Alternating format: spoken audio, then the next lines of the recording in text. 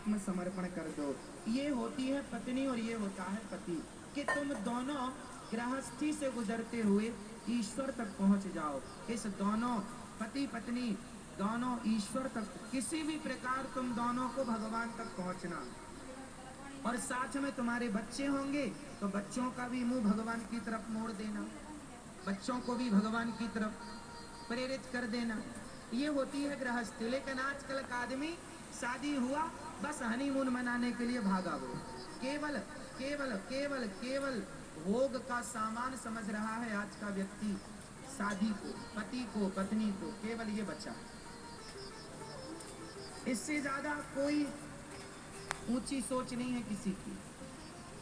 इसलिए समझो, पहले के ऋषि मुनि विवाह करते थे तो केवल भगवान को प्राप्त करने के लिए, जो मन की चंचलता है कम हो मिटे और पूरी मन की चंचलता मिटकर भगवान में मन लग जाए। तो चित्रकेतु नाम के राजा ने अपने पुत्र का दिव्य ज्ञान सुना और उस ज्ञान को सुनकर उन्होंने अमल किया और संसार से नाता तोड़कर भगवान से नाता जोड़ा। तो आप अपनी पत्नी के साथ रहना, पति के साथ रहना, बच्चों के साथ रहना, लेकिन इन्हें अपना ना कहना, क्योंकि ये कभी आपके थे ही नहीं, ये सदा से भगवान के हैं। संपत्ति सब रघुपति के आही। संपत्ति किसकी है?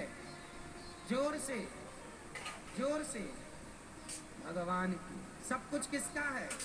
यहाँ तक कि मैं किसका हूँ, आप किसके हैं? आपके शरीर पर भगवान का अधिकार है, आपका नहीं। यदि आपका अधिकार होता आपके शरीर में तो आप बुढ़े ना होते, आपके बाल ना पकते, आपकी आंखें कमजोर ना होती, आपका कमर कमजोर ना होती, आपके घुटने कमजोर ना होते, आपका शरीर जर्जर ना होता। इसका मतलब आपके शरीर पर आपका कोई अधिकार यदि है तो बताओ फिर आप बुढ़े क्यों हो गए? इसका मतलब इस बॉडी पर भी आपका कोई अधिकार, और आप कहते हैं ये बेटा मेरा है। पागलों की तरह बातें ना किया करो। तुम्हारे शरीर पर तुम्हारा अधिकार तो हो ना सका, तुम्हारी औलाद पर तुम्हारा अधिकार क्या होगा? सब पर भगवान का अधिकार है। इसलिए अपने आप को केवल समर्पित कर दो, यही एक रास्ता है।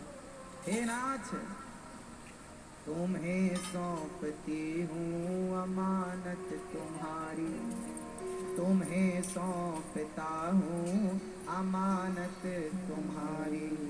कृपा की न होती जो आदत तुम्हारी, तो सूनी ही रहती अदालत तुम्हारी। गरीबों के दिल में जगह तुम न पाते, तो किस दिल में होगी इबादत तुम्हारी। गोविंद सहारा तेरा, एक बार हाथ उठा के कहो, गोविंद सहारा तेरा